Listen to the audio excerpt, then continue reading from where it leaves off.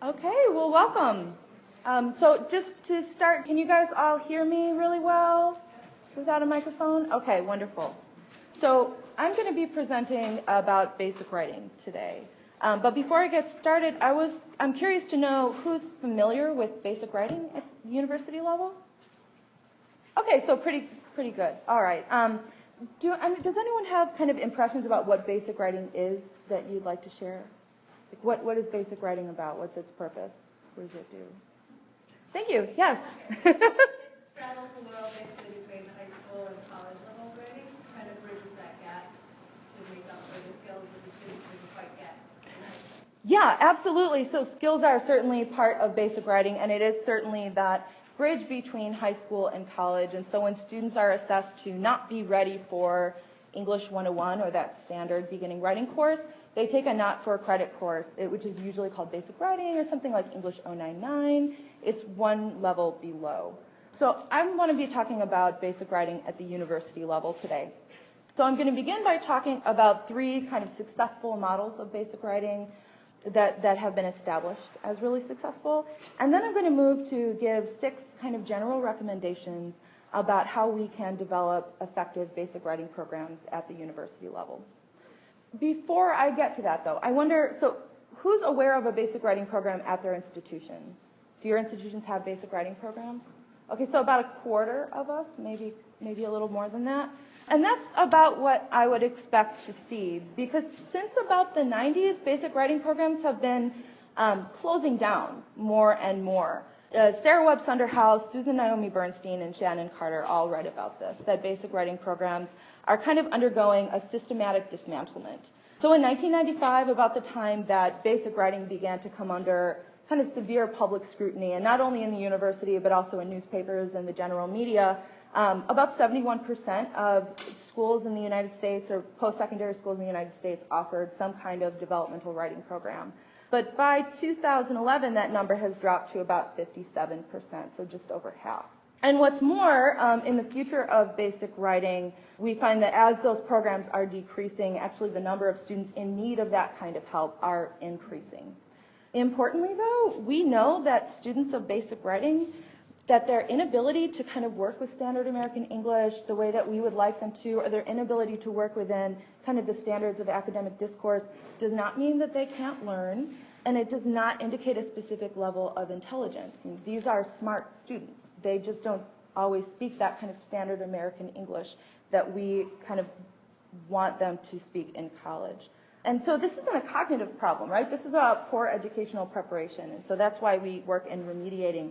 But I wonder, do you guys know maybe why you think that basic writing programs are kind of undergoing this systematic dismantlement, why they're being closed down? Do you have any guesses? Yeah. Oh, go ahead. Funding is one reason. Yeah, absolutely. And so that has a lot to do with retention, right? And so universities don't want to dedicate a lot of money to classes where students drop out. And in fact, the Bill and Melinda Gates Foundation has reported that about only 25% of students who have to enroll in basic writing make it to their 4-year degree. So that about a quarter of those students make it. And kind of even more concerning than that, only about 45% of students who enroll in basic writing even make it to English 101, even make it to enrolling in that class, let alone passing it. Any other guesses about why? Yeah? In my area, people tend to blame the developmental writing class for the fact that they're not successful. Well, look, these kids who are taking these courses aren't going on. It's the course's fault. Yeah, right. To what's the fundamental issue that the students are facing that puts them in that? Yeah, absolutely. People think either the students can't learn or that the courses aren't teaching them what they need, right? And so that attitude often comes from this idea that basic writing is all about grammar instruction and things like that. And of course, I think we know as writing teachers that students don't start the semester as one kind of writer and end the semester as a perfect writer, right? That doesn't happen. This is a long process of learning. But when we talk about basic writing, we start with students who have severe problems, and the administration often expects that they will be error-free by the end of 15 weeks. And that's, of course, not going to happen. It takes time. But as they're taking that time, they can still be taking other classes and learning and engaging with those discourse communities. And there's one other reason I think that might be, there's one reason that I think that we have these retention problems and that we have this kind of attitude, and I think that one is that we're missing kind of affective support for these students. So often basic writing students are coming from families where no one went to college before, right? And their friends don't go to college and things like that. And the skills that you kind of need in college, like just knowing that you need reliable transportation, or that you need to set time aside from yourself, or that you don't have to be so sensitive to criticism, right? Like all of those things, those are learned behaviors. They're not innate characteristics.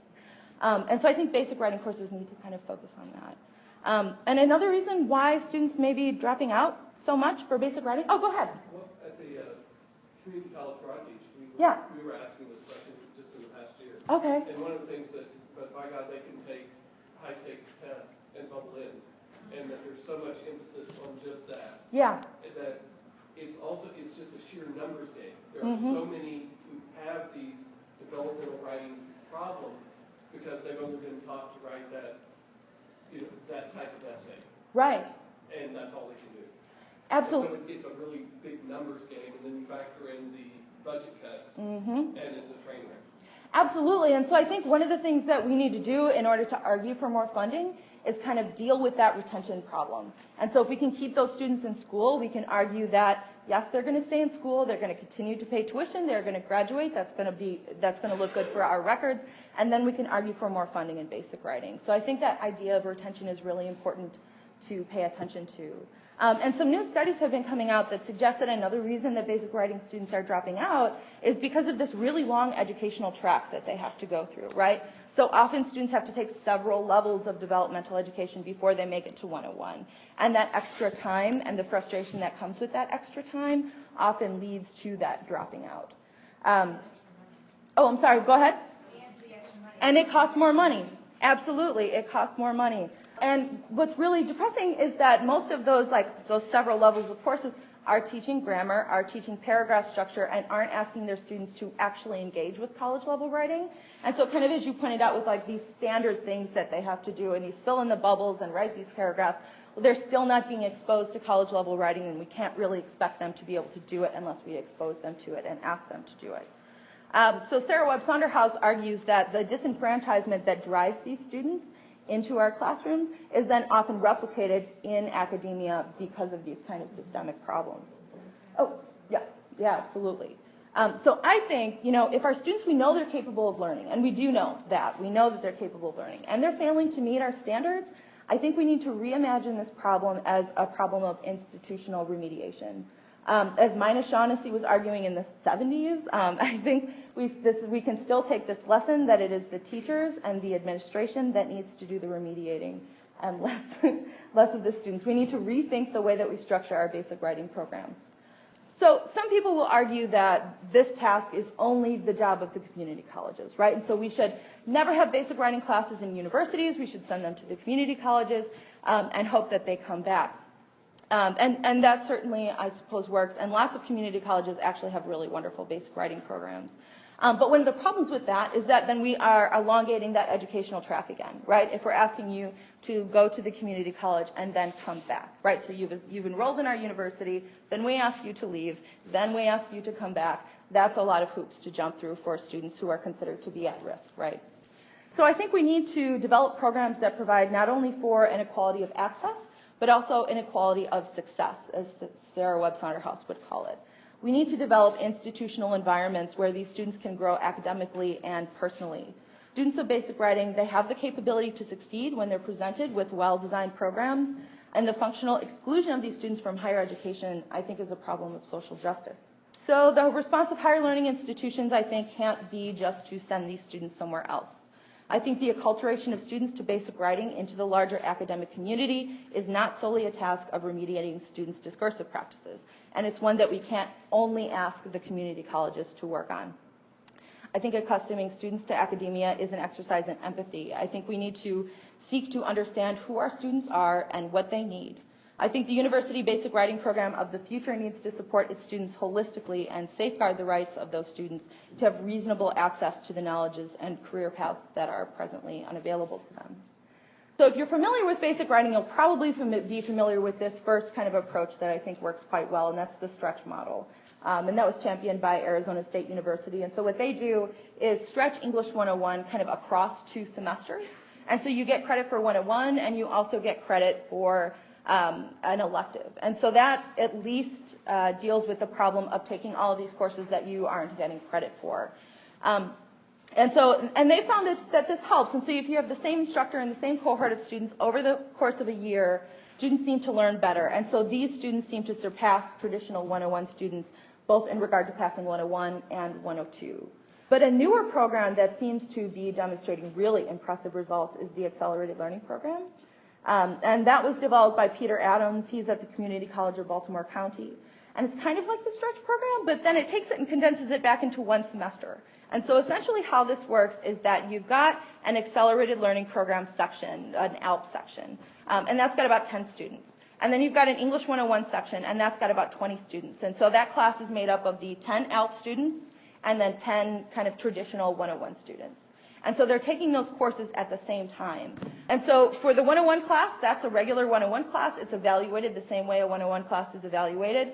The ALP section is where they kind of deal with how to work with secondary source material, how to work with organization, development, revision, grammar. They do added graded essays. But the other thing that they do that 101 isn't going to do is help them think about affective issues like time management, revision, transportation, health, and social and professional behavior, things along those lines.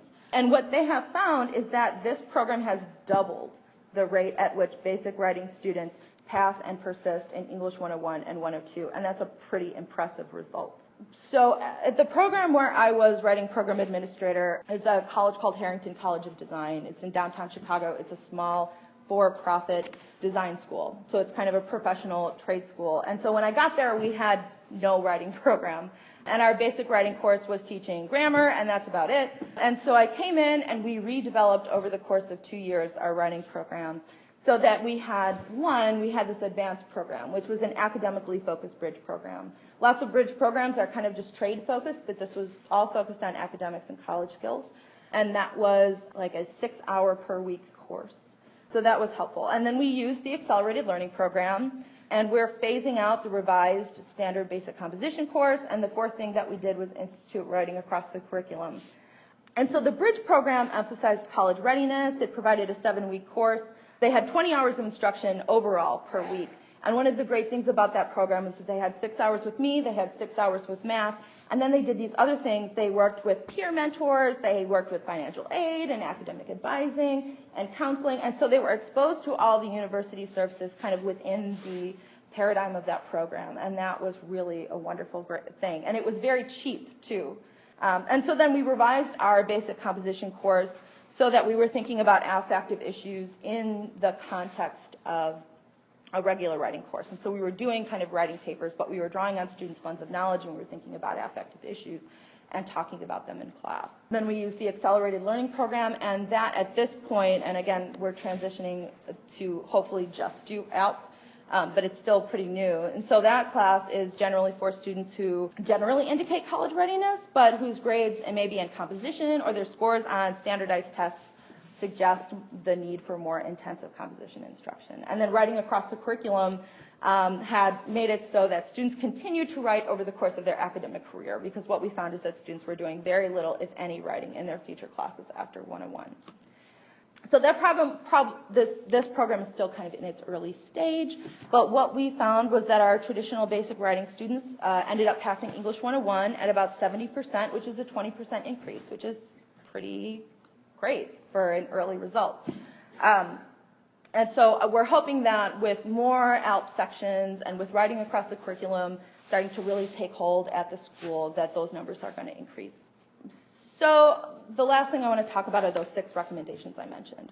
So kind of through this research and all the research I did in developing this program, I kind of developed this 6-tiered list of what I think makes for effective basic writing programs at the university level. And the first thing is that we should probably be using high school grades when we're placing students, and we should probably not be using standardized tests to place them into basic writing.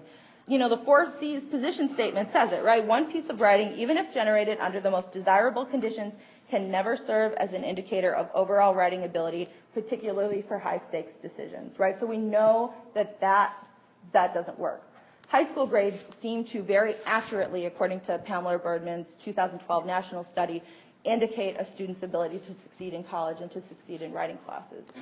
Because a lot of other things are taken into account, right? Like work ethic and all these other things that play into how well a student is going to do in school. And so when we're placing students, we should probably be using high school grades.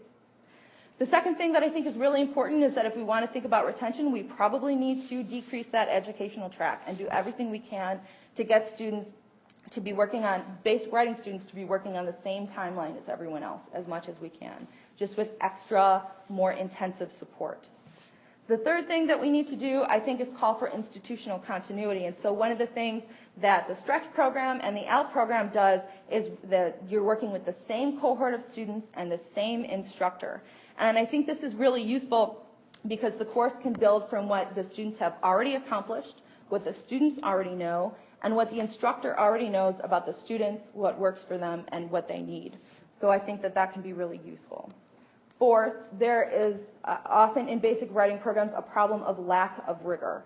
And so lack of academic rigor can exacerbate problematic writing practices. It can also make students much less interested in the course, and that can also affect retention. Each of the successful basic writing programs that I've talked about today asks students to jump in and begin working on college-level work right away, just with extra support. We believe that these students are capable of doing college-level work, and with extra support, they seem to be doing it very well. We just want to be encouraging in them what Shannon Carter calls a pedagogy of rhetorical dexterity. And so we're asking them to draw on their funds of knowledge, to think about themselves as writers, to be engaged with their discursive communities, and that seems to be very helpful in increasing rigor while offering support. The fifth thing is a concentration on affective issues. Many basic writing students haven't had family members who have gone to college, don't have friends who have gone to college, and the importance, things like the importance of doing homework, regular attendance, reliable transportation, resilience in the face of criticism, and other necessary college skills are learned. And as long as we're not super cheesy about it, I think that we can teach those in class. If we just say, like, doing your homework is important, that's not helpful, right? They know that we're going to say that, but there are really effective ways. And in fact, there's a book I would recommend called On Course that does a really nice job of helping to walk students through working through effective issues in the least cheesy and useful and most kind of just real world way as possible. And my students have really enjoyed that book, if that means anything. On Course, like ONCOURSE, On Course. Yeah. And then the last thing is that we need our programs to be institutionally supported. If we're going to address these affective issues, we need to be actively connecting our students to the other options and other things that are available to them. So we don't just need to write on the back of our syllabi that disability services are available, right? We need to kind of do more of that. We need to get those professionals to come into our classrooms and talk about the services that they offer. And we need to encourage our students, maybe through assignments, maybe through activities, to seek out those professionals and to establish those relationships, because most of the time they won't do it on their own. So, in closing the future of basic writing, the authors note that the fate of those who would need basic writing is tied to the larger society. Of course, a society never really decides to do anything. That falls to individuals, to their resolve and their initiative. That is, the future of basic writing rests with those who will take it up as a cause. And I think if the mission of post-secondary academic institutions continues to include universal entitlement to education, the solution is not to eliminate basic writing, but to remake it along new lines, along lines that take this community's history and present into serious consideration. Because we know these students have the potential to succeed academically, we have the responsibility as educators to meet our students where they are, instead of disregarding or dismissing altogether students who are not yet at the skill level for which courses like English 101 are designed. The right of all people to pursue an academic education must be safeguarded, and I think post-secondary institutions have a great share in this responsibility. That's it.